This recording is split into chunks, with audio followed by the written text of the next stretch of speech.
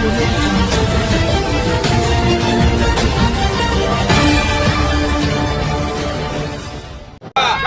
लावा, झाडे वाचवा, झाडे लावा, झाडे जगवा, झाडे लावा, झाडे वाचवा. धिक्कार असो, धिक्कार असो, वृक्षतोड करणाऱ्याचा धिक्कार असो, धिक्कार असो, धिक्कार असो, वृक्षतोड करणाऱ्याचा धिक्कार असो, धिक्कार असो, धिक्कार असो. वृक्षतोड करणाऱ्याचा धिक्कार असो.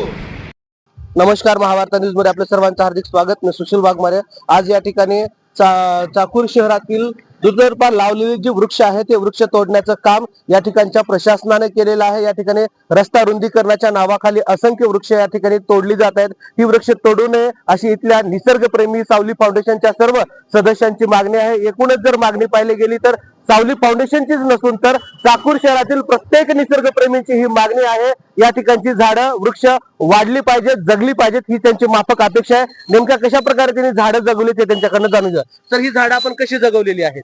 सावली फाउंडेशनच्या मार्फत आम्ही सदस्य मिळून लहान लहान झाडं लावून आज 10 ते 12 वर्ष झालं ही झाडाची संगोपना करतोय. आम्ही स्वतःच्या पोटच्या लेकरासारखं या झाडाला जगवलेल्या आहेत. सकाळी 6 वाजता थंडी, ऊन, वारा, पाऊस न पाहता अधिकारी असेल, डॉक्टर असतील, आमचे व्यापारी बंधू असतील, विद्यार्थी असतील किंवा युवक असतील, सर्वांनी मिळून स्वतः खड्डा खोदून त्याला पाणी घालून, आमचे योगेश सोनटके म्हणून मित्र आहेत त्यांच्या टँकरद्वारे स्वतः मोफत पाणी घालून ती झाडं जगवलेली आहेत.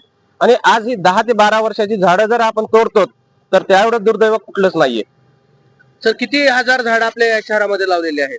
आता ह्या शहराच्या चाकूर वस्तीच्या दुतर्फा 300 ते 350 झाडं आहेत आणि 700 ते 800 झाडं आम्ही चाकूर शहरात लावलेली आहेत.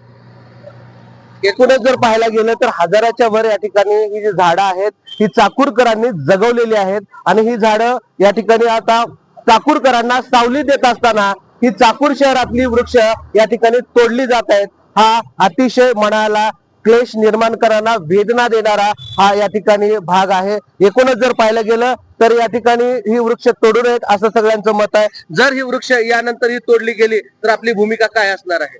सर, वृक्षतोड थांबावी आमची पहिली भूमिका आहे. चाकूरचा विकास व्हावा का?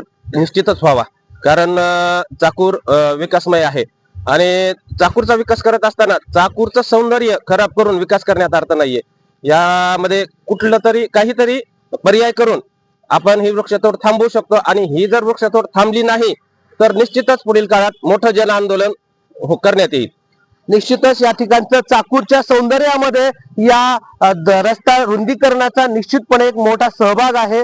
निश्चितपणे रस्ता चांगला होणार आहे, परंतु या ठिकाणची वृक्ष जर तोडली तर चाकूरचं सौंदर्य नष्ट होणार आहे अशी भूमिका आहे. एकूणच जर हे सर्व सौंदर्य नष्ट करत असाल तर येणाऱ्या काळामध्ये या निसर्गप्रेमींच्या वतीनं मोठं जन आंदोलन उभं टाकेल अशी त्यांची या ठिकाणी प्रशासनाला एक इशारा दिलेला आहे. अशा इशारा जर प्रशासनाने वेळेस दखल नाही घेतली तर मोठं जनांदोलन चाकूरमध्ये उभं राहील हेच या ठिकाणी सांगता येईल. Cameraman Rupesh Sushil Waghmare, Mahavarta news, Chakur, Latur.